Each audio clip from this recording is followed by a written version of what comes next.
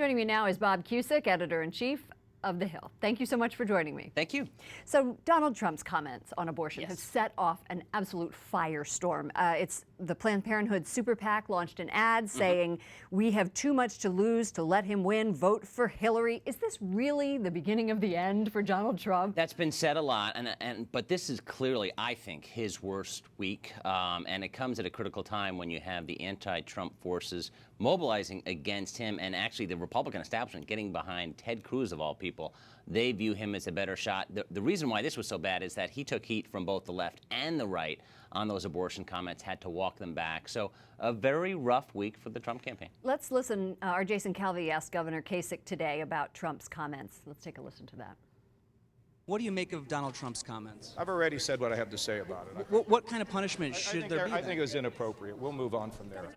I mean, he's come out with a little bit stronger language than that, but inappropriate, and that is one of his running mates, and I think that that's key to the rest of Republicans as well. Yeah, and Cusack's argument is, if you look at the head-to-heads, it comes down to electability. Now, delegate-wise, of course, he can't get to the 1237 number, but head-to-head, his numbers against Hillary Clinton are very good, and that's why he's sticking around, even though, really, I mean, remember, he's only won one state, his home state. Right, and he's in Pennsylvania, 71 delegates there, but he's not even up in that state, up by just a little bit. Let's move on. Donald Trump also, in that same infamous abortion interview, told Chris Matthews that he thinks that the nuclear option is on the table. Yeah. This is despite a 70-year-old U.S. policy of nuclear de-escalation. Yeah, I mean, it's one of his, on abortion, his talking point was, well, I'm like Reagan with exceptions, okay? But then he got into trouble with this one. This one, he's been saying, I don't want to leave any option off the table. However, when you're talking about nuclear weapons, this is where he gets into trouble. And that's where the concern is from a lot of voters, is that, do we really want to have Donald Trump as president and his finger on the button? That, not as big as the abortion comments, but certainly did not help him either.